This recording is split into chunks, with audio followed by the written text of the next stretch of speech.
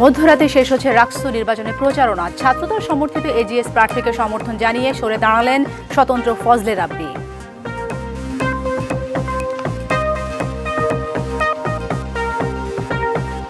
এমপিওভুক্ত শিক্ষক কর্মচারীদের বিক্ষোভে স্থবির মাধ্যমিক স্তরের শিক্ষাঙ্গন। পুলিশি হামলার প্রতিবাদ ও বেতন ভাতা বৃদ্ধির দাবি।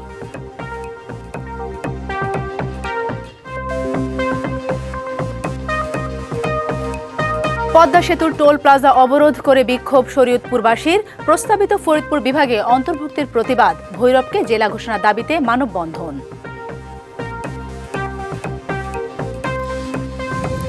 এবং নির্বাচন সামনে রেখে তৈরি হচ্ছে বিপুল জাল টাকা। অস্ত্র আসছে অবৈধ পথে। সিলেটের র্যাবের হাতে গ্রেপ্তার এক। চেষ্টা চলছে উৎস শনাক্তের।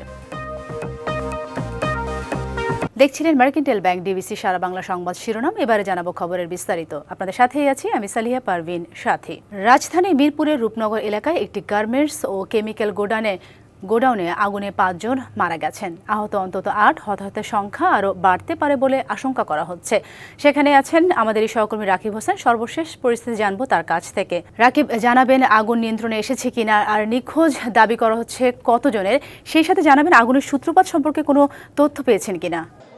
আপনাকে একটা বিষয়টা জানাতে চাই যে এই মিরপুরের রূপনগর শিয়ালবাড়ি এলাকার কিন্তু একটি গোডাউনে আগুন লাগে, একটি কেমিক্যাল গোডাউনে এবং একটি গার্মেন্টস কারখানায়, এবং বেলা 12টার দিকে আগুন লাগে এবং আগুনে কিন্তু ফায়ার সার্ভিসের 8টি ইউনিট হচ্ছে আগুন নিয়ন্ত্রণে কাজ করে এবং 8টি ইউনিটের চেষ্টায় কিন্তু হচ্ছে গার্মেন্টসটির আগুন নিয়ন্ত্রণে এসেছে। তবে কেমিক্যালে বিভিন্ন ধরনের রাসায়নিক কেমিক্যাল থাকায় কিন্তু আগুন সম্পূর্ণরূপে নিয়ন্ত্রণে আসেনি। এখন পর্যন্ত কিন্তু প্রায় হচ্ছে 5 জনে আগুনের ঘটনায় নিহত হয়েছেন, আর আহত হয়েছেন প্রায় 8 জন। ফায়ার সার্ভিস আমাদের জানিয়েছে, তবে হতাহতের সংখ্যা বাড়তে পারে এমনটা কিন্তু আমাদের হচ্ছে জানিয়েছেন হচ্ছে ফায়ার সার্ভিস। একটা বিষয় একটু জানাতে চাই যে আসলে এখানে যে বিষাক্ত কেমিক্যাল গোডাউন থেকে কিন্তু যে ধোঁয়া উঠতেছে, সেই ধোঁয়া কারণে কিন্তু হচ্ছে ধোঁয়া কিন্তু বিষাক্ততা ছড়িয়ে যাচ্ছে। এই কারণে কিন্তু অনেকে ক্ষতিগ্রস্ত হতে পারেন। এই কারণে এখানে উৎসুক যেসব মানুষ রয়েছে তাদেরকে কিন্তু আসলে এখান থেকে সরিয়ে যেতে বলা হয়েছে। এবং এখন পর্যন্ত কিন্তু আমি একটা বিষয় একটু জানাতে চাই যে এখন কিন্তু হচ্ছে ফায়ার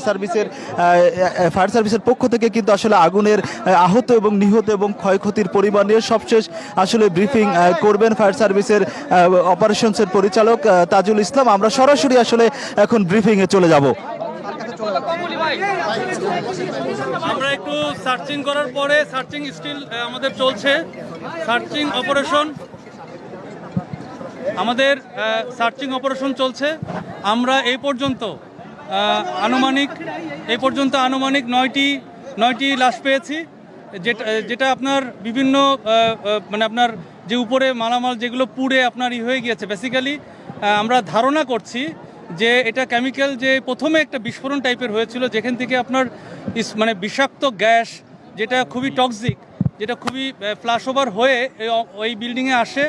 আমরা ধারণা করছি কিন্তু বিষয়টা যে এইটা ইনহেল করে তাৎক্ষণিক ইনারা হয়তো মৃত্যুবরণ করেছেন আমরা ধারণা করছি, এবং এই কারণে ওনারা হয়তো সরতে পারেন নাই। বাট অনেকেই আমরা যখন আসছিলাম, আমাদের অন্যান্য ফায়ার ফাইটার যারা ফার্স্ট রেসপন্ডার, তাদের থেকে আমরা যখন শুনলাম যে তারা অনেকেই চলে যেতে পেরেছে, বাট ইনারা হয়তো টক্সিক গ্যাস ইনহেল করেই ওখানে আপনার মৃত্যুবরণ করেছে বলে আমরা ধারণা করছি। তবে এটা বিস্তারিত অবশ্যই তদন্ত করে জানা যাবে। তবে আমরা এই পর্যন্ত 9টি লাশ পেয়েছি। তবে আমাদের সার্চিং অপারেশন এখনো চলমান রয়েছে, এবং একই সাথে আমাদের পাশে যেই কেমিক্যাল গোডাউনটি রয়েছে, আমি এইমাত্র দেখে আসলাম যে এটা এখনো ভিতরের দিকে আগুন জ্বলছে। সুতরাং এটা কিন্তু আসলে রিস্কি। আমরা ওখানে কাউকে অ্যালাউ করছি না, ইভেন আমাদের ফায়ার ফাইটারদেরকেও অ্যালাউ করছি না। তা আমরা সর্বোচ্চ প্রযুক্তি, যেগুলো লুপ 60, গ্রাউন্ড মনিটর, যেগুলো মানে হিউম্যানলেস যেসব টেকনোলজি রয়েছে, সেসব প্রযুক্তি দিয়ে এবং ড্রোন দিয়ে এই সমস্ত কার্যক্রম করছি। আমাদের এখনো অপসারণ মানে আপনাদের যেই কেমিক্যালগুলো রয়েছে, এই কেমিক্যালগুলোর নিউট্রালাইজেশনের কাজ এখনো শেষ হয়নি। সুতরাং আপনারা আগের মতোই বলবো যে আপনারা দূরত্ব বজায় রাখবেন। নির্ধারিত ন্যূনতম 300 গজ আপনারা ভিতরে কেউ আসার চেষ্টা করেন না। আমি জানি এখানে বিভিন্ন পদবীর কর্মচারী রয়েছেন, আপনারা আপনাদের বিভিন্ন জায়গায় তথ্য দিচ্ছেন, বাট আপনাদেরকে অনুরোধ করছি, আপনারা তথ্য যাই দেন না কেন, অবশ্যই 300 গজ দূর থেকে সমস্ত কার্যক্রম করেন, আমাদের সাথে যোগাযোগ করেন, আমরা দরকারি তথ্য দিব। কিন্তু এই মুহূর্তে কোনো সাংবাদিক ভাই বোন অথবা কেউই মানে কোনো কর্মকর্তা যে লেভেলেরই হন না কেন, আইন শৃঙ্খলা রক্ষাকারী বাহিনী সহ সকলকে অনুরোধ করব আপনারা নির্ধারিত দূরত্ব বজায় রাখবেন। আমি আবারও বলছি, আমাদের কেমিক্যাল গোডাউনে এখানে যে কেমিক্যাল গোডাউনটা রয়েছে এর ভিতরে এখনো ফ্লেম রয়েছে, আপনারা দেখতে পাবেন যে উপরে ধোঁয়া বের হচ্ছে, এবং পাশে যেই গার্মেন্টসটি রয়েছে এই গার্মেন্টসে এখনো আপনার হালকা ধোঁয়া রয়েছে, তবে এখন কোনো ফ্লেম নাই, কিন্তু কেমিক্যাল গোডাউনে ফ্লেম রয়েছে, সুতরাং এটা একটা বিপজ্জনক। এখন পর্যন্ত জানা যায়নি, কারণ আমরা যখন এসে দেখেছি ফার্স্ট রেসপন্ডার ওনারা দুই সাইডে আগুন দেখেছেন, কেমিক্যাল গোডাউনেও দেখেছেন, আবার আপনার গার্মেন্টসেও দেখেছেন। সুতরাং আমরা 2 এবং 3 তলায় আমরা লাশ পেয়েছি, তবে এখনো সার্চিং অপারেশন চলমান। পাশের বিল্ডিং এর এটা গার্মেন্টস মানে কেমিক্যাল গোডাউন না, পাশেরটা। জি জি। এই মুহূর্তে আপনাদের কয়টা ইউনিট কাজ করছে? এই মুহূর্তে আমাদের 12টা চলে আসছে, 12টা ইউনিট কার্যক্রম করেছে, 8টা, 12টা এখনো কার্যক্রম শুরু করে নেই, কারণ লুপ 6 আপনারা দেখে থাকবেন হয়তো, এটা দূর থেকে এটা পজিশন নিচ্ছে। এখন পর্যন্ত আহত 1 জন এবং নিহত 9 জন। আমরা এটা প্রাথমিক একটা রিপোর্ট, এটা আমরা ডিটেল জানাবো যখন আমরা অপারেশনটি কমপ্লিট করব। সার্চিং অপারেশন এখনো চলমান রয়েছে। আচ্ছা, কেমিক্যাল ফ্যাক্টরি মালিক পক্ষ কারোর সাথে কথা বলতে পারছেন কিনা? এখানে যতটুকু জেনেছি এটা আলম কেমিক্যাল ফ্যাক্টরি সবাই বলে, বাট এখন পর্যন্ত মালিকের কোনো মোবাইল ফোন অথবা মালিকের কোনো কর্মচারী, ম্যানেজার কাউকে পাওয়া যাচ্ছে না। পুলিশ এবং আর্মি সবাই চেষ্টা করছে তাকে সার্চ করার জন্য, কাউকে পাওয়া যাচ্ছে না। আমরা যে কেমিক্যালগুলো উপস্থিতি জানতে পেরেছি এটা আমরা। আর মাত্র 8 ঘন্টা পর শেষ হচ্ছে রাকসু, হল সংসদ ও সিনেটে ছাত্র প্রতিনিধি নির্বাচনের প্রচারণা। আজ রাত 12টা পর্যন্ত নির্বাচনী প্রচারণা চালানো যাবে। রাকসুর শেষ সময় প্রচারণার বিষয়ে আরও তথ্য জানাতে আমাদের সাথে যুক্ত হচ্ছেন সহকর্মী মীর কাদির। সরাসরি চলে যাচ্ছি তার কাছে। মীর, জানাবেন শেষ মুহূর্তে প্রচারণার অবস্থা কেমন দেখতে পাচ্ছেন, সেই সাথে জানাবেন সুষ্ঠুভাবে নির্বাচন সম্পন্ন করতে সেখানকার নিরাপত্তা ব্যবস্থা কতখানি জোরদার করা হয়েছে। প্রচারণা শেষ দিন, আর মাত্র 8 এরপরে কিন্তু আচরণবিধি অনুযায়ী কিছু জায়গায় কিছু ত্রুটি থাকে। পরিবেশ মোটামুটি বেশ ভালো ছিল। আমরা সবসময় প্রার্থীদের সাথে কথা বলেছি, আমরা আজকে কিছু ভোটারের সাথে কথা বলার চেষ্টা করব। পরিবেশ মোটামুটি বেশ ভালোই ছিল। আমরা সবসময় প্রার্থীদের সাথে কথা বলেছি, আমরা আজকে কিছু ভোটারের সাথে কথা বলার চেষ্টা করব। আপনি একটু বলবেন যে আসলে আপনি কেমন প্রার্থী চান? অনেক প্রার্থী তো আপনাদের কাছে এসেছে, ইশতেহার বলেছে, আপনি আসলে কেমন প্রার্থীকে বেছে নেবেন? আচ্ছা, দীর্ঘ 35 বছর পর আমরা রাকসু ফিরে পেয়েছি এবং আমরা সাধারণ স্টুডেন্টরা অনেক আশাবাদী যে এর ফলস্বরূপ অনেক ভালো কিছু হবে। যেমন আমাদের ক্যাম্পাসে অনেক সমস্যা রয়েছে, যেমন আমাদের খাবারের মান, ক্যাম্পাসের ক্যান্টিনগুলোতে খাবারের মান একটু উন্নত করা দরকার, হলের আবাসিকতার সুবিধা, তো এগুলোই আর কি। তো আমরা প্রার্থীদের ইশতেহারগুলো দেখব এবং তাদের অ্যাক্টিভিটিস দেখব যে তারা কিসের সাথে জড়িত, কোনো ক্লাবের সাথে বা সংগঠনের সাথে কিভাবে জড়িত, তো সেটি বিবেচনা করে আমরা প্রার্থীদেরকে নির্বাচিত করব। ধন্যবাদ। তো ভোটাররা যেটি বলছিলেন, তারা মূলত চেষ্টা করবেন যে তারা মূলত দেখবেন যে প্রার্থী তাদের জন্য কাজ করবে, শিক্ষার্থীদের কণ্ঠস্বর হয়ে কাজ করবে, তারা তাদেরকে বেছে নেবেন, তাদেরকে ভোট দেবেন বলে ভোটাররা সেটি বলছিলেন আর কি। তো এই ছিল রাজশাহী বিশ্ববিদ্যালয়ের সর্বশেষ তথ্য। অসংখ্য ধন্যবাদ মীর আপনাকে। এমপিওভুক্ত শিক্ষক কর্মচারীদের বেতন ভাতা বৃদ্ধির দাবি ও শিক্ষকদের উপর হামলার প্রতিবাদে সারা দেশে বিক্ষোভ মিছিল, মানববন্ধন ও সমাবেশ অনুষ্ঠিত হয়েছে। শিক্ষকদের বেতন বৈষম্য দূরীকরণে সমাবেশে শিক্ষকদের উপর হামলার প্রতিবাদে পঞ্চগড়ে মিছিল ও সমাবেশ করেছে শিক্ষক কর্মচারীরা। শহরের চৌরঙ্গি মোড় থেকে বিক্ষোভ মিছিল বের করে সদর উপজেলা বেসরকারি মাধ্যমিক বিদ্যালয়, মাদ্রাসা ও কলেজ শিক্ষক কর্মচারীরা। এদিকে বাগেরহাট প্রেস ক্লাবের সামনে মানববন্ধন ও প্রতিবাদ সভা করেছেন এমপিওভুক্ত শিক্ষা জাতীয়করণ প্রত্যাশী জোটের জেলা শাখা। এ সময় তারা দ্রুত দাবি বাস্তবায়নে সরকারের প্রতি আহ্বান জানান। মেহেরপুরের সব মাধ্যমিক বিদ্যালয়, কলেজ, মাদ্রাসা ও কারিগরি শিক্ষা প্রতিষ্ঠানগুলোতে দ্বিতীয় দিনের মতো শিক্ষকদের কর্মবিরতি চলছে। গোপালগঞ্জ ও মেহেরপুরে এমপিওভুক্ত শিক্ষা প্রতিষ্ঠানের শিক্ষকদের কর্মবিরতি চলছে, তবে শহরের বেশ কয়েকটি প্রতিষ্ঠানে ক্লাস পরীক্ষা চলছে। বিএনপির ভারপ্রাপ্ত চেয়ারম্যান তারেক রহমান ঘোষিত রাষ্ট্র কাঠামো মেরামতের 31 দফা কর্মসূচি বাস্তবায়নের লক্ষ্যে মুন্সিগঞ্জে লিফলেট বিতরণ কর্মসূচি অনুষ্ঠিত হয়েছে। বেলা 12টার দিকে শহরের থানাপুল এলাকায় জেলা বিএনপি কার্যালয় থেকে লিফলেট বিতরণ শুরু হয়ে চলে দুপুর 2টা পর্যন্ত। এ সময় নেতা কর্মীরা সুপারমার্কেট, জমিদার পাড়া, কাচারি এলাকা ও আশেপাশে বিভিন্ন স্থানে লিফলেট বিতরণ করে। কর্মসূচিতে প্রধান অতিথি জেলা বিএনপির সদস্য সচিব মহিউদ্দিন সবাইকে ধানের শীষে ভোট দেওয়ার আহ্বান জানান। পাশাপাশি বেগম খালেদা জিয়ার রোগ মুক্তির জন্য সবার কাছে দোয়া প্রার্থনা করেন। প্রস্তাবিত ফরিদপুর বিভাগে শরীয়তপুর জেলার নাম অন্তর্ভুক্ত না করার দাবিতে পদ্মা সেতুর জাজিরা টোল প্লাজা অবরোধ করে বিক্ষোভ ও মানববন্ধন করেছে শরীয়তপুরবাসী। সামাজিক সংগঠন জাগো শরীয়তপুর এর ব্যানারে সকাল থেকে এই বিক্ষোভ ও মানববন্ধন কর্মসূচি হয়। এ সময় ঘণ্টাখানেক পদ্মা সেতু দিয়ে যান চলাচল বন্ধ ছিল। বিক্ষোভ ও মানববন্ধনে বিভিন্ন রাজনৈতিক দলের নেতাকর্মী, বিভিন্ন শিক্ষা প্রতিষ্ঠানের শিক্ষার্থী ও সাধারণ মানুষ অংশ নেয়। বিক্ষোভকারীরা জানান, শরীয়তপুরকে ঢাকা বিভাগ থেকে সরিয়ে ফরিদপুর অন্তর্ভুক্ত করার যে কোনো চেষ্টা প্রতিহত করা হবে। আজ কিছু সময়ের জন্য পদ্মা সেতু বন্ধ করে দেওয়া হয়েছে। প্রয়োজনে অনির্দিষ্টকালের জন্য পদ্মা সেতু বন্ধ সহ কঠোর কর্মসূচি দেওয়া হবে। কুমিল্লা বিভাগ বাস্তবায়নের দাবিতে আবারও উত্তাল নগরী। এবার আন্দোলনে নেমেছেন হাজারো শিক্ষার্থী। দুপুরে পূর্ব ঘোষিত কর্মসূচি অনুযায়ী নগরীর বিভিন্ন প্রতিষ্ঠানের শিক্ষার্থীরা কুমিল্লা নগরীর কান্দিরপাড় পূবালী চত্বরে জড়ো হয়ে সমাবেশ করেন। এ সময় তাদের সাথে একাত্মতা প্রকাশ করেন বিভিন্ন পেশা শ্রেণীর মানুষ। সমাবেশ শেষে নগরীর বিভিন্ন সড়কে কুমিল্লাকে বিভাগে বাস্তবায়নের দাবিতে মিছিল করেন শিক্ষার্থীরা। ভৈরবকে দেশের জেলা ঘোষণা দাবিতে মানববন্ধন হয়েছে। সকালে ভৈরবের সর্বস্তরের জনগণ ব্যানারে ঢাকা সিলেট মহাসড়কে দুর্জয় মোড়ে ঘণ্টাব্যাপী মানববন্ধন হয়।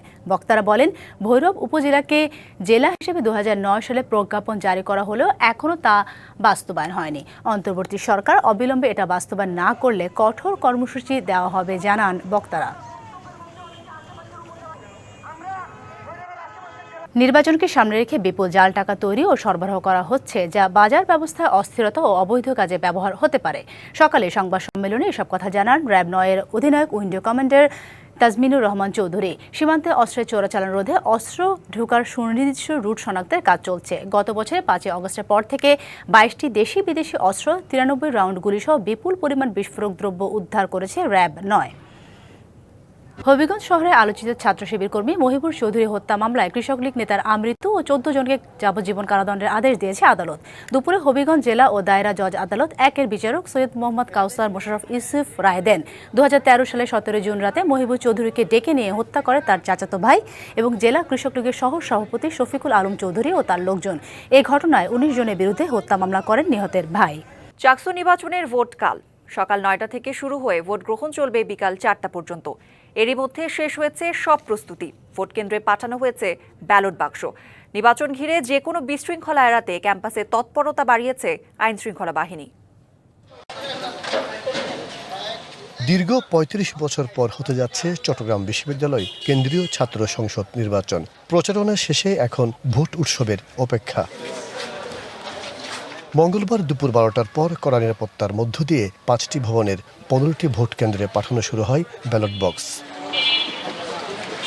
নির্বাচনের শিক্ষার্থীদের সুবিধায় শহর থেকে থাকছে অতিরিক্ত বাস ও ট্রেনের ব্যবস্থা। ক্যাম্পাসের পরিস্থিতি স্বাভাবিক রাখতে বন্ধ বহিরাগতদের প্রবেশ। পরিচয়পত্র ও বৈধ পাস ছাড়া ঢুকতে পারবেন না কেউ।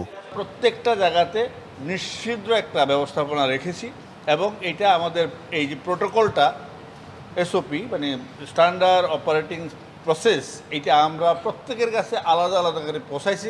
ব্যালট পেপারটি আমাদের নিশ্চিত নিরাপত্তার মধ্যে একদম আন্ডার সিল করা আছে। রাজনৈতিক কর্মী যিনি হন না কেন, নির্বাচন কমিশন যাদেরকে অনুমোদন দিবেন না তারা এই বাউন্ডারি প্রবেশ করার সুযোগ থাকবে না। এই বিষয়টা মাথায় রেখে আমরা নিরাপত্তা স্তরটাকে একটু বিশেষভাবে গুরুত্ব দিয়ে বিবেচনা করছি। ক্যাম্পাসের নিরাপত্তায় কাজ করছেন র্যাব, পুলিশ, বিজিবি, এপিবিএন এর 1000-এর বেশি সদস্য। যে কোনো জায়গায় ছোট একটা ঘটনাকে কেন্দ্র করে বড় একটা ইস্যু তৈরি হওয়ার একটা প্রবণতা সব জায়গাতেই থাকে। তো আমরা সর্বোচ্চ চেষ্টা করছি ইউনিভার্সিটি প্রশাসনের সাথে এবং সবার সাথে সমন্বয়ের মাধ্যমে আমাদের এই ইলেকশনটা সুন্দরভাবে সম্পন্ন করার। চাকসু নির্বাচন ও হল সংসদ নির্বাচনে 232টি পদের বিপরীতে প্রতিদ্বন্দ্বিতা করছেন 908 প্রার্থী। 1966 সালে চট্টগ্রাম বিশ্ববিদ্যালয় প্রতিষ্ঠার পর এখন পর্যন্ত ছাত্র সংসদ নির্বাচন হয়েছে মাত্র 6 বার। সবশেষ ভোট হয় 1990 সালে। মাসুদুল হক, ডিবিসি নিউজ, চট্টগ্রাম। চাকসু নির্বাচনের ভোট কাল সকাল 9টা থেকে শুরু হয়ে ভোট গ্রহণ চলবে বিকাল 4টা পর্যন্ত। এরই মধ্যে শেষ হয়েছে সব প্রস্তুতি। ভোট কেন্দ্রে পাঠানো হয়েছে ব্যালট বাক্স। নির্বাচন ঘিরে যে কোনো বিশৃঙ্খলা এড়াতে ক্যাম্পাসে তৎপরতা বাড়িয়েছে আইন শৃঙ্খলা বাহিনী। চাকসু নির্বাচনের প্রস্তুতি ও নিরাপত্তা নিয়ে বিস্তারিত জানাতে যুক্ত হচ্ছেন সহকর্মী মাসুদুল হক। মাসুদুল, দীর্ঘ ৩৫ বছর পর হতে যাচ্ছে চাকসুর ভোট। কতটা প্রস্তুত ক্যাম্পাস এবং নির্বাচনী আমেজ কেমন দেখছেন? পরিবেশ নিয়ে কারো কোনো অভিযোগ আছে কিনা জানাবেন। রাত পোহালেই চট্টগ্রাম বিশ্ববিদ্যালয়ে আসলে শুরু হবে ভোট উৎসব এবং সেই ভোট উৎসবে ভোট প্রয়োগ করতে উন্মুখ হয়ে আসে প্রায় ২৭,৫১৬ জন শিক্ষার্থী। এবং আমি এই মুহূর্তে রয়েছি চাকসু ভবনের সামনে। আপনারা দেখছেন এখনও কিন্তু এখানে যদিও গতকাল থেকে তেমন কিন্তু প্রচারণা নেই, তবে যারা প্রার্থী তারা এখানে আসছেন, তারা যারা সাধারণ শিক্ষার্থী তাদের সাথে কথা বলছেন। আসলে আমরা দেখেছি একটি উৎসব, গত কয়েকদিন ধরে আমরা দেখেছি যে একটি উৎসব, সেই উৎসবটি হচ্ছে আসলে ভোটের উৎসব।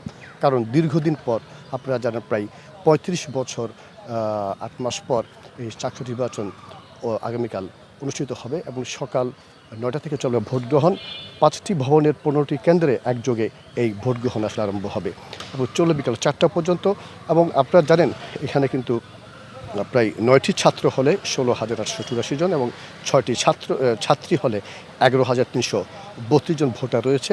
এই নারী যারা ভোটার তারা কিন্তু এবার নির্বাচনে একটি বড় ফ্যাক্টর হতে পারে, কারণ অর্ধেকের কাছাকাছি প্রায় ভোটার কিন্তু নারীরা। এবং আমরা গত কয়েকদিন ধরে যেটা লক্ষ্য করেছি যে একটি উৎসব এবং প্রচারণা, একটি উৎসবের আমেজ, সেই উৎসব পুরো ক্যাম্পাস জুড়ে। এবং সেই উৎসবে আসলে রঙিন করতে যেটি আগামীকাল যে ভোট গ্রহণ হবে সেই ভোট গ্রহণে সকল শিক্ষার্থী তারা অপেক্ষা করছেন এবং এই ভোট গ্রহণ যাতে সুষ্ঠুভাবে সম্পন্ন হয় সেজন্য আইনশৃঙ্খলা বাহিনীর পক্ষ থেকে দেওয়া হচ্ছে নানা নিরাপত্তা ব্যবস্থা। এবং চট্টগ্রাম বিশ্ববিদ্যালয়ের কর্তৃপক্ষ তারা সকল ধরনের প্রস্তুতি সম্পন্ন করেছেন। তো এই ছিল আমার কাছে সর্বশেষ খবর। মাসুদুল, ধন্যবাদ আপনাকে। আবাসন, খাবার, যাতায়াত ও চিকিৎসার অপ্রতুলতার সংকটে ধুঁকছে চট্টগ্রাম বিশ্ববিদ্যালয়। হলে সিট না পেয়ে অনেক শিক্ষার্থীকে চড়া ভাড়ায় থাকতে হয় আশপাশের কটেজে। নগর থেকে আসার বাহন, শাটল ট্রেনেও বগি সংকট সহ নানা সমস্যা। অভিযোগের শেষ নেই হলগুলোর খাবার নিয়েও। মেডিকেল সেন্টারে মেলে না নাপা ছাড়া অন্য ঔষধ। চাকসুর নতুন নির্বাচিত প্রতিনিধিদের নিয়ে সমস্যা সমাধানে কাজ করার কথা জানিয়েছে বিশ্ববিদ্যালয় প্রশাসন। পাহাড়, ঝর্ণা আর শাটল ট্রেনের বিদ্যাপীঠ চট্টগ্রাম বিশ্ববিদ্যালয়। দীর্ঘদিন ধরে খাবার, আবাসন, চিকিৎসা ও যাতায়াত এই 4 সমস্যায় ধুঁকছে ২১০০ একরের এই ক্যাম্পাস। চাকসু নির্বাচন ঘিরে আবার সামনে এলো এই সংকটগুলো। হলের খাবার নিয়ে শিক্ষার্থীদের অভিযোগ দীর্ঘদিনের। বিশ্ববিদ্যালয়ে যে ডাইনিংগুলো আছে ওগুলোতে মানে অনেকটা যেরকম আমরা এক্সপেক্ট করি বিশ্ববিদ্যালয়ে আসার আগে ওরকমটা না।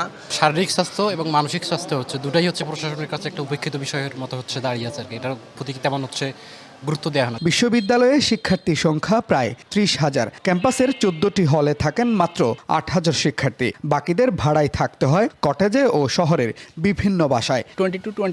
22% শিক্ষার্থী হলে সিট পাচ্ছে। বাইরে অনেকেই বাসা ভাড়া নিয়ে থাকে, যেখানে স্থানীয়দের হামলার একটা শিকার হতে হয়। কটেজ বা যেসব বাসা আছে এগুলোতে খোঁজ নিয়ে দেখবেন ভাড়া এত পরিমাণ বেশি, একটা সাধারণ শিক্ষার্থীর পক্ষে এটা ম্যানেজ করা সম্ভব না। পুরো বিশ্ববিদ্যালয়ে একটি মেডিকেল সেন্টার থাকলেও মেলে না কাঙ্ক্ষিত সেবা। অভিযোগ যে অসুখী হোক নাপা ছাড়া কোনো ওষুধই পান না তারা। এখানে হলো যে অনেক জঙ্গল, নানা প্রজাতির বিষধ সাপ এখানে রয়েছে, কিন্তু এখানে আমাদের মেডিকেল সেন্টারের কোনো অ্যান্টিভেনম নেই। আমাদের কাছে মূলত এটা হলো যে নাপা সেন্টার হিসেবে পরিচিত। যারাই চাকসুতে ইলেক্টেড হবে তাদের কাছে আমার একটাই আবেদন যে যাতে মেডিকেল সেন্টারকে একটি সমৃদ্ধশালী এবং উন্নত করা হয়। ক্যাম্পাসে যাতায়াতের জন্য বাইরের শিক্ষার্থীদের একমাত্র ভরসা শাটল ট্রেন। সেখানেও বগি সংকট, বেশিরভাগ সময়ই নষ্ট থাকে ফ্যান। গাদাগাদি করে চলাচল করতে হয় তাদের। লোক সংখ্যা বেশি হতে বা শিক্ষার্থী বেশি হতে আমাদের একটা গরু ছাগল যেভাবে নিয়ে যাওয়া হয় বা যাওয়া হয় সেরকম একটা অবস্থা। সেখানে পর্যাপ্ত ফ্যানের ব্যবস্থা নেই। এই যে বগি সংকট, শিডিউল বিপর্যয় থেকে শুরু করে আপনার বহিরাগতদের জন্য সিট না পাওয়া একটা বড় সমস্যা। চাকসু নির্বাচনে এসব সমস্যা নিয়ে কাজ করবেন এমন প্রার্থীদেরকেই নির্বাচিত করতে চান ভোটাররা। যাদের কথাগুলো শুনলে মনে হবে না, যদি আমি ওনাকে ভোট দিয়ে মনে হচ্ছে উনি আসলেই কাজ করবে আমাদের পক্ষ থেকে হয়ে, তাকেই ভোটটা দিই। বিশ্ববিদ্যালয় প্রশাসন বলছে চাকসুর নির্বাচিত প্রতিনিধিদের নিয়ে সমস্যাগুলো সমাধানে কাজ করবেন তারা। আমি মনে করি যে আমাদের শিক্ষার্থীরা যদি আমাদের সাথে একসাথে কাজ করে, তাদের মধ্যে যে আমাদের গ্যাপ, সেই গ্যাপগুলো মিনিমাইজ হবে এবং আমরা যদি একসাথে কাজ করি আরও খুব সহজে এই সমস্যাগুলো সমাধান করতে পারি। এত সব সংকট মাথায় নিয়েই কাল অনুষ্ঠিত হতে যাচ্ছে চাকসু নির্বাচন। নতুন নেতৃত্ব এসব সমস্যা সমাধানে কতটা ভূমিকা রাখতে পারবে সেটি এখন দেখার বিষয়। Mujibul Haque, DBC news, Chittagong. রাঙ্গামাটিতে নির্বাচনী দায়িত্ব সুষ্ঠুভাবে সম্পাদনের লক্ষ্যে আর্মড পুলিশ ব্যাটালিয়ন APBN এর দক্ষতা ও সক্ষমতা সংক্রান্ত প্রশিক্ষণ কোর্সের উদ্বোধন করা হয়েছে।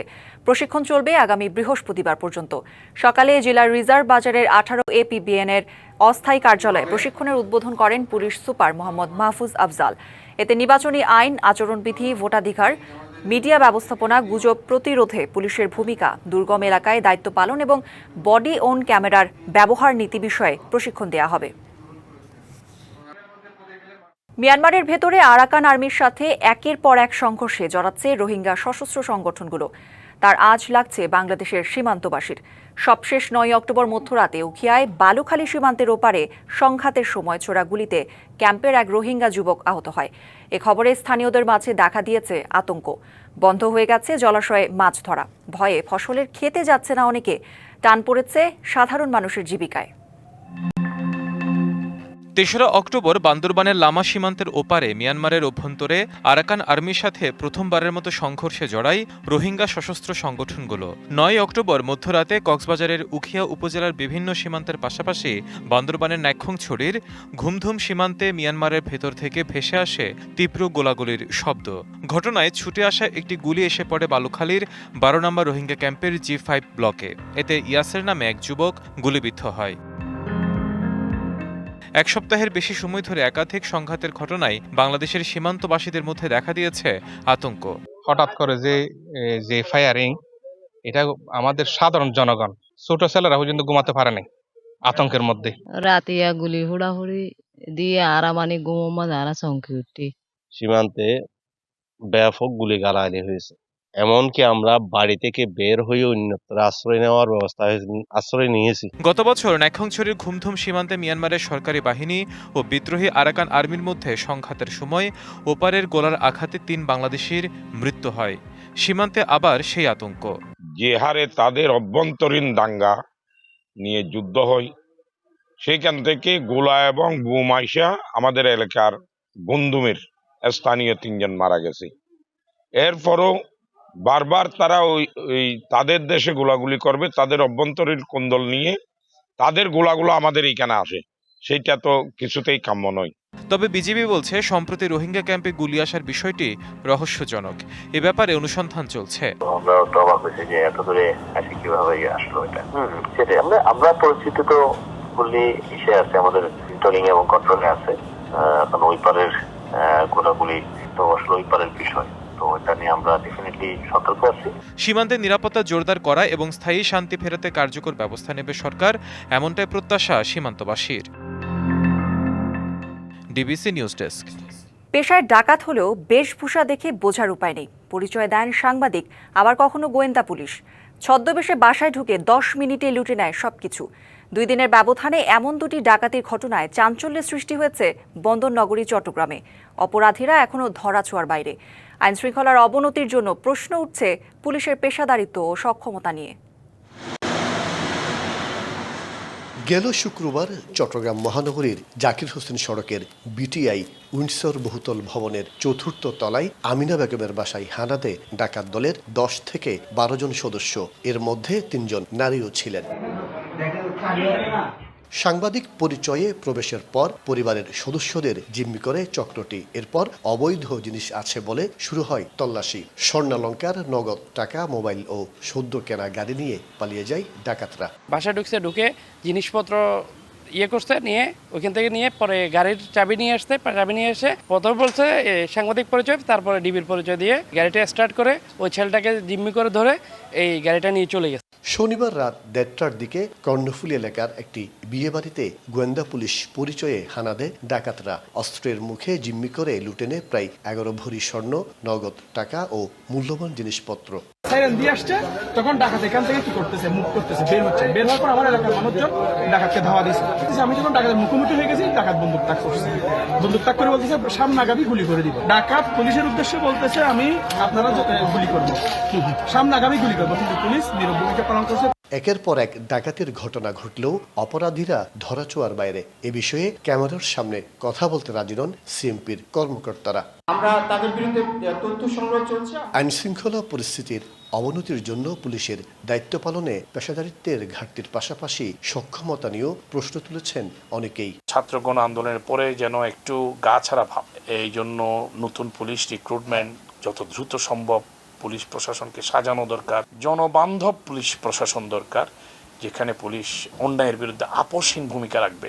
এর আগে 24শে জানুয়ারি রাতে অভিজাত খুলশী এলাকায় যমুনা অয়েল কোম্পানির সাবেক ব্যবস্থাপনা পরিচালক গিয়াসউদ্দিন আনসারীর ফ্ল্যাটে ডিজিএফআই পরিচয় দিয়ে হানা দেয় ডাকাতরা। পরে ঘটনাস্থল থেকে 11 জনকে আটক করে পুলিশ। মাসুদুল হক, ডিবিসি নিউজ, চট্টগ্রাম। সারা দেশে সাংবাদিকদের উপর ধারাবাহিক হামলার প্রতিবাদে বান্দরবানে মানববন্ধন অনুষ্ঠিত হয়েছে। দুপুরে প্রেস ক্লাবের সামনে মানববন্ধনে জেলা ছাড়া বিভিন্ন উপজেলার সাংবাদিকরাও অংশ নেন। বক্তারা বলেন, সাংবাদিকরা পেশাগত দায়িত্ব পালন করতে গিয়ে নিয়মিত হামলা ও নির্যাতনের শিকার হচ্ছেন, যা গণমাধ্যমের স্বাধীনতার জন্য বড় হুমকি। বক্তারা অবিলম্বে সাংবাদিকদের উপর হামলাকারীদের গ্রেপ্তার ও দৃষ্টান্তমূলক শাস্তির দাবি জানান। প্রেস ক্লাবের সহসভাপতি নাসিরুল আলম, ভারপ্রাপ্ত সাধারণ সম্পাদক এনএ জাকির সহ স্থানীয় গণমাধ্যম কর্মীরা মানববন্ধনে অংশ নেয়। রাজধানীর মিরপুরের শিয়ালবাড়িতে পোশাক কারখানা ও রাসায়নিকের গোডাউনে আগুনে 9 জনের মৃত্যু হয়েছে। দগ্ধ হয়েছেন আরও বেশ কয়েকজন। বেলা 11:15টার দিকে আগুনের সূত্রপাত হয়। প্রত্যক্ষদর্শীরা জানায়, হঠাৎ করে পোশাক কারখানায় বিস্ফোরণ ঘটে। মুহূর্তে আগুন ছড়িয়ে পড়ে পাশের রাসায়নিকের গোডাউনে। খবর পেয়ে একে একে ঘটনাস্থলে পৌঁছে অগ্নি নির্বাপনের কাজ শুরু করে ফায়ার সার্ভিসের 12টি ইউনিট। উদ্ধার কাজে সহায়তা করছে সেনাবাহিনী, police, RAB, BGB. Fire service জানিয়েছে, প্রায় 3 ঘন্টা চেষ্টায় পোশাক কারখানা আগুন নিয়ন্ত্রণে আসলেও কেমিক্যাল কারখানা আগুন এখনও নিয়ন্ত্রণে আসেনি। রাসায়নিকের পরিমাণ বেশি থাকে অগ্নি নির্বাপনে বেগ পেতে হচ্ছে দমকল কর্মীদের। আগুনের ঘটনায় কয়েকটি কেমিক্যালের ড্রাম বিস্ফোরিত হয়েছে। গোডাউন থেকে বিষাক্ত ধোঁয়া বের হওয়ায় জনসাধারণকে নিরাপদ দূরত্বে থাকার অনুরোধ করেছে ফায়ার সার্ভিস। এদিকে ঘটনাস্থলে ভিড় করেছে গার্মেন্টস ও কেমিক্যাল কারখানার কর্মীদের স্বজনরা। বেশ কয়েকজন নিখোঁজ রয়েছে বলে দাবি তাদের। আরও তথ্য জানাতে যোগ দিচ্ছেন সহকর্মী রাকিব হোসেন। সর্বশেষ পরিস্থিতি জানবো তার কাছ থেকে।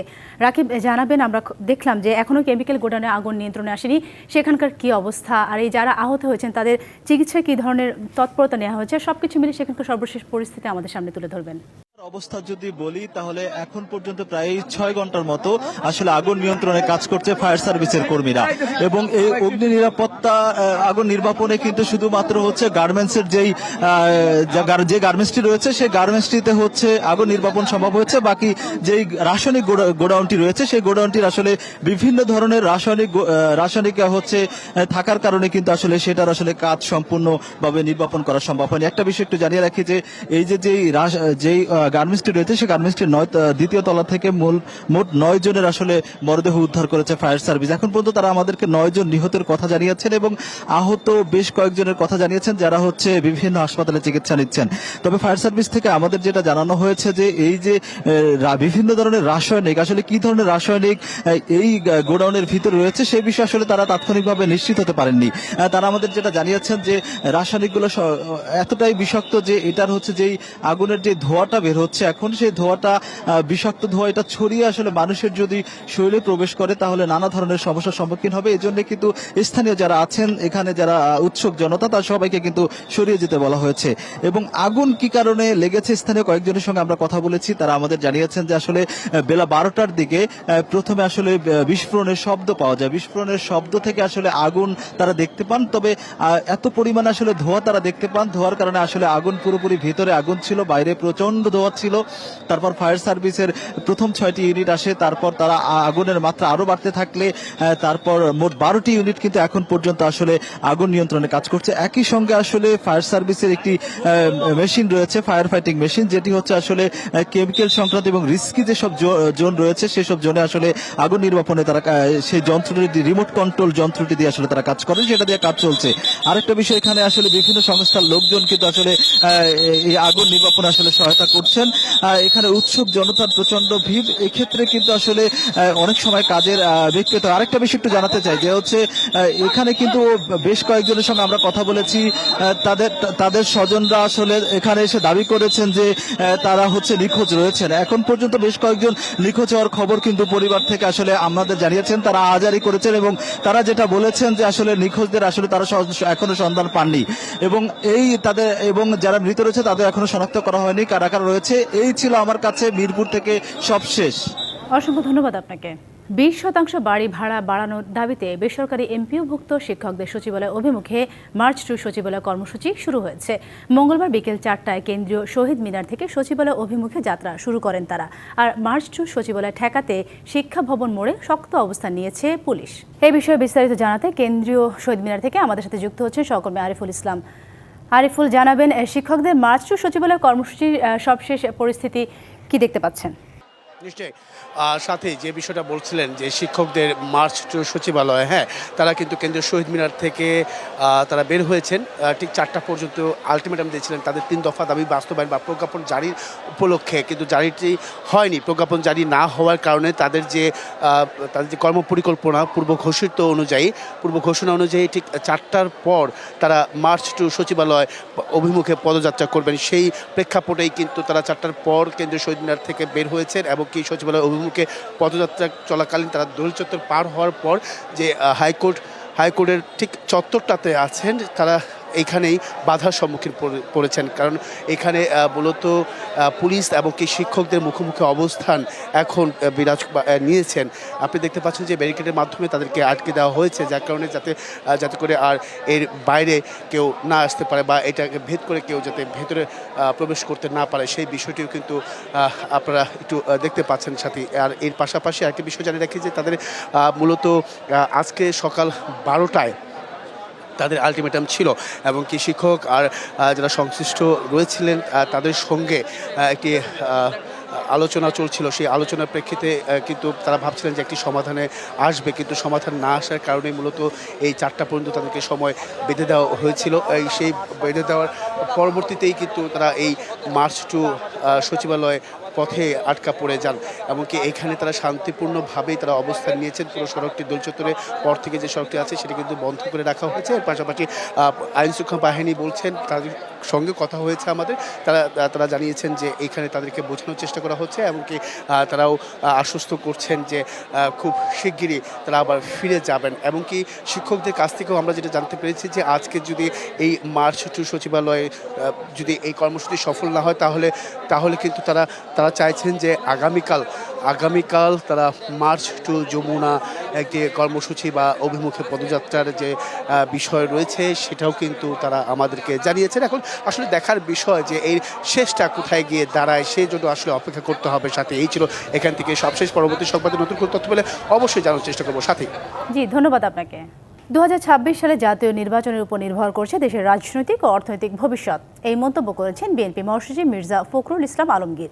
মঙ্গলবার দুপুরে ঠাকুরগাঁও জেলা শিল্পকলা একাডেমিতে বিএনপির বর্ধিত সভায় যোগ দিয়ে তিনি আরও বলেন, গণতন্ত্র ফিরে পাওয়ার যে সুযোগ এসেছে সেটা যেন ভুলবশত না হারিয়ে যায়। রাজনৈতিক কোনো ভুল পদক্ষেপের কারণে আমরা যেন আবার সেই ফ্যাসিস্টদের নির্যাতনের কবলে না পড়ি। আগামী নির্বাচন যেটা নির্ধারিত হয়েছে আগামী 2026 সালের ফেব্রুয়ারি মাসের মধ্যেই অনুষ্ঠিত হবে। এই নির্বাচনে বাংলাদেশের রাজনৈতিক ভবিষ্যৎ, অর্থনৈতিক ভবিষ্যৎ নির্ভর করছে। জাতীয় নির্বাচনের আগে গণভোটের আয়োজন করা হলে বিশৃঙ্খলা তৈরি হওয়ার আশঙ্কা করছেন বিএনপি সিনিয়র যুগ্ম মহাসচিব রুহুল কবির রিজভী। জাতীয় প্রেস ক্লাবে এক অনুষ্ঠানে এ আশঙ্কা করেন তিনি। পিআর সহ গণভোটের দাবি জোর করে চাপিয়ে দিলে তা জনগণ মেনে নেবে না বলেও জানান তিনি। এই গণভোট আপনারা আবার নভেম্বরে চাচ্ছেন। অধিকাংশ দল কিন্তু একমত হয়েছে যে যেদিন পার্লামেন্ট নির্বাচন সেদিনই গণভোট, সংসদ নির্বাচন তার জন্য প্রস্তুতি, এটা তো এক ধরনের বিশৃঙ্খলা তৈরি হবে।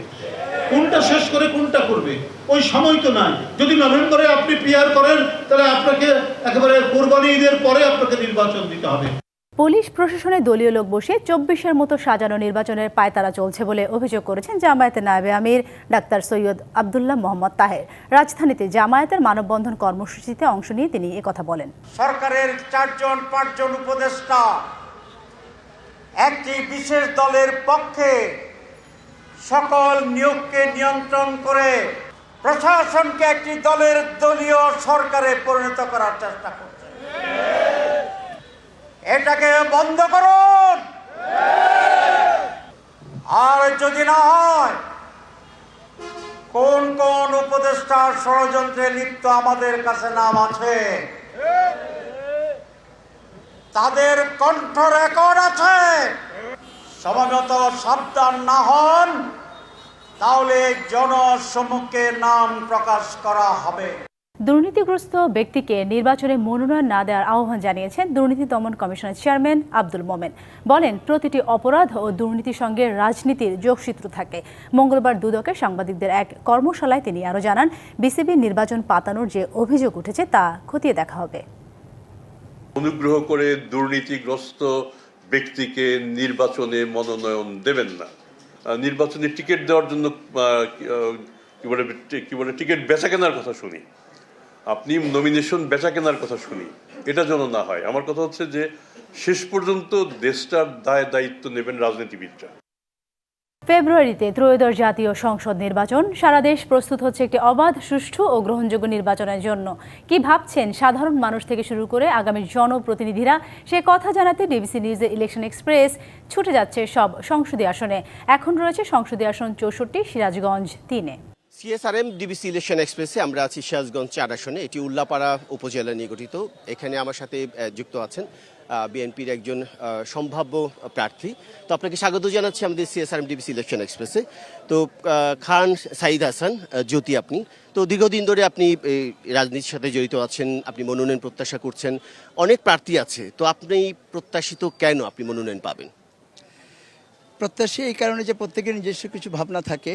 প্রথমে আমি আপনার মাধ্যমে দর্শক শ্রোতাদেরকে ধন্যবাদ জানাচ্ছি। আর আপনার প্রশ্ন জবাবে বলছি, প্রত্যেকের নিজস্ব কিছু ভাবনা থাকে। তো আরও অন্যান্য যারা প্রার্থী আছেন তাদের যেমন ভাবনা আছে, আমারও নিজস্ব কিছু ভাবনা আছে। সেই ভাবনাগুলোকে বাস্তবায়ন করার প্রচেষ্টাতেই আমি মনোনয়ন প্রত্যাশী হয়েছি। তো যেমন ধরেন, আমাদের প্রথম কথা হলো নির্বাচনে আমাদের গত 17 বছরে তো আমাদের নির্বাচন নিয়ে আমাদের কোনো আগ্রহই ছিল না, গণতন্ত্র শেষ হয়ে গিয়েছিল। তো এবারের নির্বাচনটা আমরা মনে করছি যে ফেয়ার এবং হবে, নিউট্রাল হবে। অর্থাৎ এই নির্বাচনের মাধ্যমে আবার আমাদের হারিয়ে যাওয়া গণতন্ত্র ফিরতে আসবে। এই কারণে এই নির্বাচনের ব্যাপারে আমাদের প্রচণ্ড আগ্রহ আছে এবং আমাদের এলাকার ভোটারদের প্রচণ্ড আগ্রহ আছে।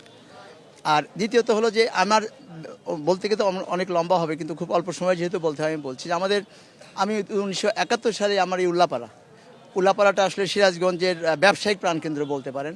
বাট আনফর্চুনেটলি 1971 সালে আমি আমার যে উল্লাপাড়া দেখেছি, এই যে আপনি ব্রিজটা দেখছেন, এরকমই ছিল 71 সালে।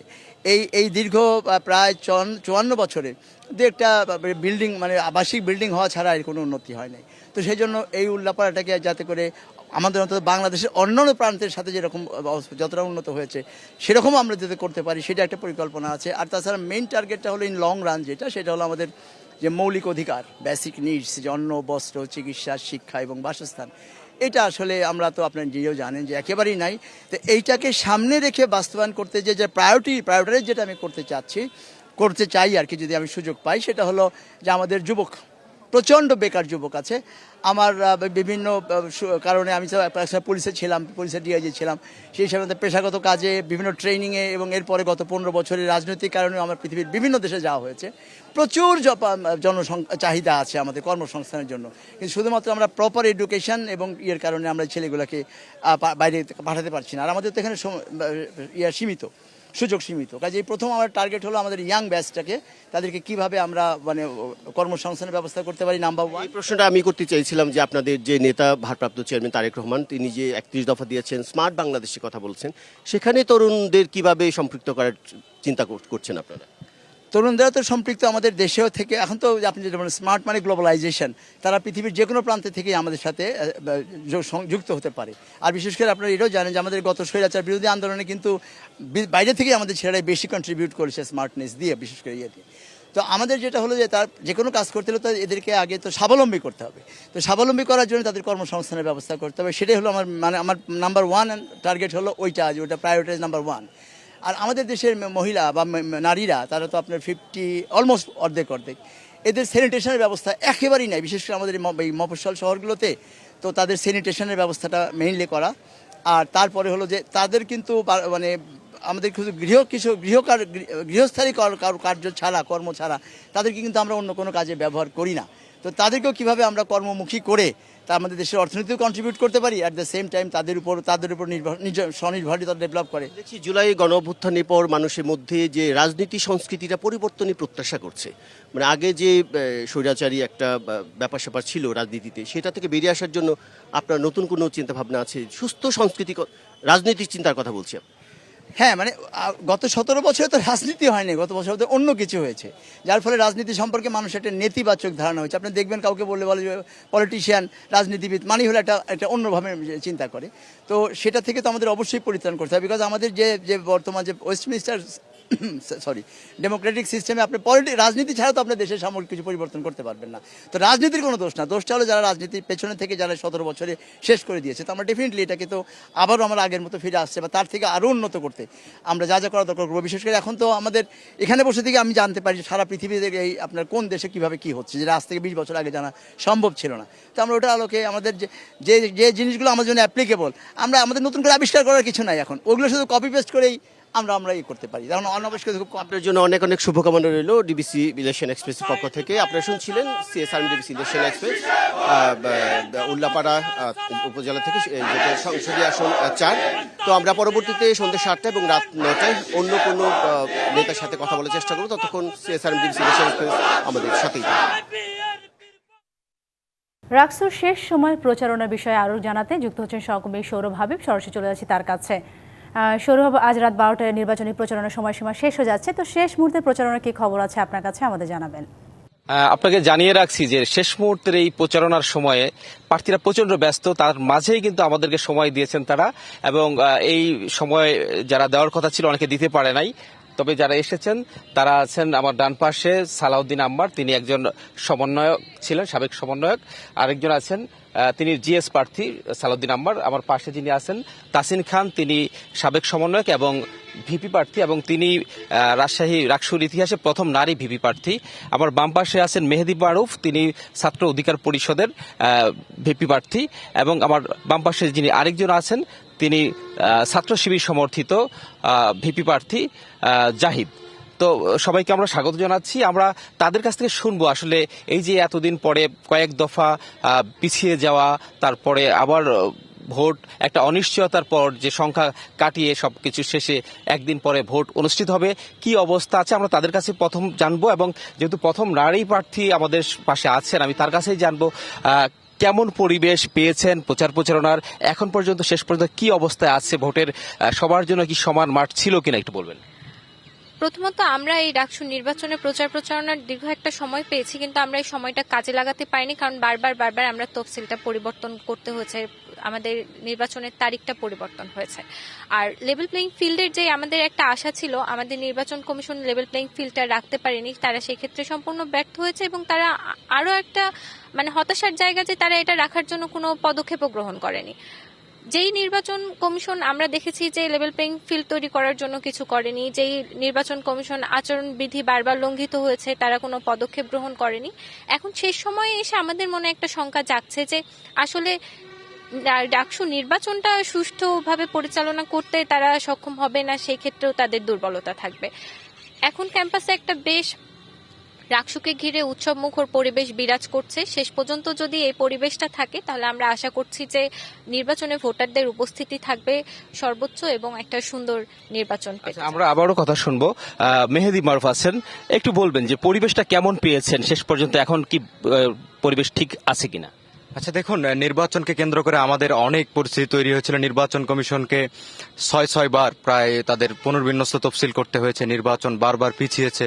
তো ফলে আমাদের শিক্ষার্থীদের মধ্যে, প্রার্থীদের মধ্যেও একটা শঙ্কার জায়গা তৈরি হয়েছিল নির্বাচন আদৌ হবে কিনা, যেহেতু রাজশাহী বিশ্ববিদ্যালয়ের পোষ্যকোটাকে কেন্দ্র করে শিক্ষক কর্মচারীরা রিজিড পজিশনে ছিল এবং শিক্ষার্থীদের মুখোমুখি দাঁড়িয়েছিল। তবে শিক্ষক কর্মচারীদের আপাতত আমরা ধন্যবাদ জানাচ্ছি, তারা নির্বাচনকে হতে দিচ্ছে। এবং পাশাপাশি নির্বাচন, আমার বন্ধুবর তাসিন খান যেটা বলছিল যে নির্বাচন কমিশন কিন্তু এখানে চরমভাবে ব্যর্থ হয়েছে। কেননা অতীতে আপনারা লক্ষ্য করবেন রাজশাহী বিশ্ববিদ্যালয়ে মুহুর্মুহু এখানে আচরণবিধি লঙ্ঘন হয়েছে। কার চেয়ে বেশি কে আচরণবিধি লঙ্ঘন করতে পারে তার প্রতিযোগিতা চলছিল। সেই প্রতিযোগিতায় নির্বাচন কমিশন পাল্লা দিয়েছে এবং নির্বাচন কমিশন এখানে কোনো ব্যবস্থা নিতে পারেনি। আমি নির্বাচন কমিশনারকে ফোন দিয়েছিলাম, তিনি বলে আমরা এগুলো কিভাবে আটকাবো। তার মানে তাদের মধ্যে যে এই ব্যর্থতা এবং সমন্বয়হীনতা এটা একটা বিষয়। পাশাপাশি আমরা গতকাল দেখলাম ছাত্র শিবির সমর্থিত যে প্যানেল আছে সম্মিলিত শিক্ষার্থী জোট, তারা প্রজেকশন মিটিং এ খাবারের ব্যবস্থা করছিল। তো সেই জায়গায় নির্বাচন কমিশন আটকিয়েছে। এটা যে কি পরিমাণ নাটক, যে তারা এতদিন ব্যবস্থা নেয়নি, কিন্তু গতকাল তারা হঠাৎ করে একটা ব্যবস্থা নিয়ে বিশ্ববিদ্যালয়ে একটা নিরপেক্ষতার একটা অবস্থান তৈরি করার চেষ্টা করলো। কিন্তু যে এটা যে অতীতে তাদের করার উচিত ছিল, কিন্তু সেটা তারা করতে পারে নাই। আর গতকাল আমি কিছু ছাত্রনেতাদের নেতৃবৃন্দের আমি কথা শুনলাম, তারা বলতেছে যার যত অর্থ আসে সে তত অর্থ খরচ করবে। আচ্ছা, ছাত্র সংসদ নির্বাচন কি যার যত অর্থ তার তত খরচ? এটা কি হতে পারে? এটা তো হতে পারে না। এটা এটা এটা এটা বিভিন্ন যারা বড় বড় ছাত্র সংগঠন এবং যারা বড় বড় প্যানেলকে লিড করছে তারা এগুলো করছে। আমরা যারা অপেক্ষাকৃত ছোট সংগঠন এবং যারা স্বতন্ত্র সংগঠন আপনার পাশে বসে আছে তাদের পক্ষে কিন্তু এটা করা সম্ভব হচ্ছে না। ফলশ্রুতিতে লেভেল প্লেইং ফিল্ডের একটা চরম ব্যাঘাত ঘটেছে এবং সেক্ষেত্রে নির্বাচন কমিশন সবসময় নির্বিকার ভূমিকা পালন করেছে। আমরা শিবির সমর্থিত প্রার্থী জাহিদ আছেন, ভিপি প্রার্থী, আপনি বলবেন যে আপনারা কি পরিবেশ পেয়েছেন তারা যেটা বলছে কিছু বিষয় নিয়ে? দেখুন, রাজশাহী বিশ্ববিদ্যালয় প্রশাসন এবং রাজশাহী বিশ্ববিদ্যালয় নির্বাচন কমিশন, আমি যাই বলি না কেন ভাইদের কথার সাথে আমি একমত। কারণ তারা দৃঢ়তা দেখাতে পারেনি। প্রত্যেকটা পদক্ষেপে তাদের সুদৃঢ় অবস্থান থাকেনি। যে কোনো পদক্ষেপ হোক, রাকসু নির্বাচনের তারিখ পেছানোর অপরাজনীতিগুলোতেও তারা সুদৃঢ় অবস্থান রাখতে পারেনি। আবার রাকসু নির্বাচনের নীতিমালা দেওয়ার ব্যাপারেও সুদৃঢ় অবস্থান রাখতে পারেনি। এমন নীতিমালা দিয়েছে সেটা ধোঁয়াশা সৃষ্টি করেছে। আসলেই টাকার পরিমাণটা কত হতে পারে এরকম নির্দিষ্ট কোনো নিয়ম নীতিমালা লেখা নাই। মানে এমন কিছু নিয়ম নীতিমালা নিয়ে আচরণবিধির প্রতি হস্তক্ষেপ তারা করতেছে যেগুলো আসলে সেখানে লেখা নাই। আবার তারা নতুন করে যুক্ত করতেছে, এটা ধন্যবাদ জানাই, নতুন করে যুক্ত করতেছে। কিন্তু আজকে একটা নীতিমালা যুক্ত করবো, আজকে আচরণবিধির শেষ দিন, এইটা আগে যুক্ত করা দরকার ছিল। তো অদূরদর্শিতার প্রকাশ আমরা পেয়েছি। যাই হোক, শেষ তারিখ শিক্ষার্থী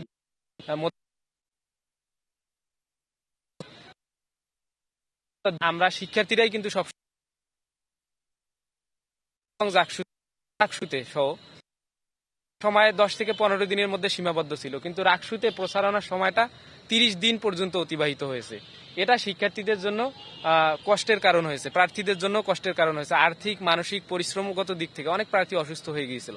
তো এই সবগুলো দিক থেকে নির্বাচন কমিশন বা প্রশাসন সুদৃঢ় অবস্থান রাখতে পারেনি বলে আমরা মনে করি। আমরা তাদের জাজমেন্টটা এখন দিতে চাই না। নির্বাচনী ফলাফল না হওয়া পর্যন্ত তাদের জাজমেন্ট আমরা দিব না। ফলাফল সুন্দরভাবে প্রকাশ করা পর্যন্ত আমরা দেখব যে নির্বাচন কমিশন সুদৃঢ়, নিরপেক্ষ এবং সবার হয়ে অবস্থান রাখতে পারতেছে কিনা। ধন্যবাদ জাহিদ। আমরা জিএস প্রার্থী আছে সালাউদ্দিন আবার এবং সমন্বয়ক, পরিচিত মুখ এই ক্যাম্পাসের। আপনি কি দেখছেন, আপনি কি ভাবছেন বা কি বুঝছেন, এই পরিবেশটা কেমন ছিল? সবার জন্য সমান সুযোগ সুবিধা ছিল কিনা? দেখেন, আচরণবিধি আমরা প্রার্থীরা নিজেদের সুবিধা মতো নিজেদের আচরণ অনুযায়ী আচরণবিধি তৈরি করে নিছে। কারণ যেখানে নির্বাচন কমিশন তো আর যে আচরণবিধিটা দেওয়া হয়েছে তাদেরকে, এটা আসলে যে তুমি মানলে, মানে ওই যে মোবাইল ফোনের বক্সের ভিতরে থাকা ম্যানুয়ালের মতো, যে তুমি দেখলে দেখতে পারো, না দেখলে সমস্যা নেই, বিষয়টা এমন হয়েছে আর কি। তো কেউ কারোর মানে সবাই সবার মতো আচরণবিধি তৈরি করে নিয়ে চলছে আর কি। সবাই ছোট বড় আচরণবিধি লঙ্ঘন করছে, ইচ্ছাকৃত অনিচ্ছাকৃত, কারণ যেহেতু অনেক কিছু ক্লিয়ার করে না আচরণবিধিতে। তো সেই জায়গা থেকে অনেক গ্যাপ ছিল। তারপরে লেভেল প্লেইং ফিল্ডের জায়গাটা আসলে ওই যে ভাই যে কথা বলছিল যে এক্স্যাক্ট আমি কত কোটি টাকা খরচ করতে পারবো, কয় লাখ টাকা খরচ করতে পারবো, তো এই একটা গ্যাপের জায়গা তো থেকে যায়। আমাদের ফাইন্যান্সিয়াল অবস্থা একটু বড় সংগঠনের থেকে একটু গ্যাপ ছিল।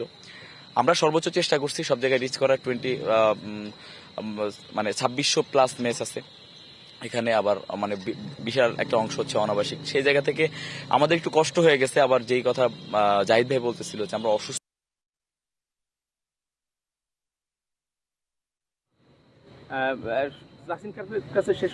বাজে পরিস্থিতিতেই পড়তে হয়েছে আমাদের। জাসিন খানের কাছে শেষ প্রশ্ন, যে আপনারা নারী হিসেবে প্রথম ভিপি হিসেবে ভোট, প্রেরণাই হচ্ছে আমি যে সারাটা পেয়েছি, আমি যখন শিক্ষার্থীদের কাছে গেছি, বিশেষ করে আমার নারী ভোটারদের কাছে আমি গেছি, অসাধারণ দারুণ একটা সাড়া পেয়েছি। তাদের এই অনুপ্রেরণাটা আমাকে এই যে শেষ দিন পর্যন্ত দৌড়ানোর জন্য সাহস দিয়ে যাচ্ছে, এনার্জি দিয়ে যাচ্ছে। 12 মিনিট না? তারপর শুধু নারীরা না, এই ক্যাম্পাসের সকল শিক্ষার্থীরাই আমাদের খুব সাদরে গ্রহণ করছে, আমাদের কথাগুলো বলছে, আমাদের চিন্তাগুলো নিয়ে তারা আলাপ আলোচনা করছে। সেই জায়গা থেকে আমরা আশা করতেই পারি যে যদি নির্বাচন করছে সেই ধন্যবাদ। শুনছিলেন এখানকার যারা প্রার্থী, 3 জন ভিপি প্রার্থী এবং একজন জিএস প্রার্থী ছিলেন, তারা এই ক্যাম্পাসে খুবই পরিচিত মুখ এবং এই যে আগামীকাল একদিন পর নির্বাচন হবে, এই নির্বাচনে এই নির্বাচনে বেশ প্রতিদ্বন্দ্বিতাপূর্ণ হবে এবং এখন পর্যন্ত পরিবেশ শান্তিপূর্ণ আছে। কিছু ছোটখাটো আচরণবিধি লঙ্ঘন বা কিছু ঘটনা ঘটলেও বড় ধরনের কোনো অপ্রীতিকর ঘটনা হয়নি। রাজশাহীবাসী সহ দেশবাসী কিন্তু তাকিয়ে আছে এই নির্বাচনের দিকে। সবাই প্রত্যাশা করছে খুব সুন্দর শান্তিপূর্ণ একটি নির্বাচন দেখার। অসংখ্য ধন্যবাদ আপনাকে। ডিবিসি সংবাদ এই ছিল এখনকার মতো। ডিবিসি নিউজের সংবাদগুলো পড়তে ভিজিট করুন dbcnews.tv আর ভিজিট করুন ডিবিসির ফেসবুক পেজ এবং ইউটিউব চ্যানেল। ডিবিসির সঙ্গেই থাকুন।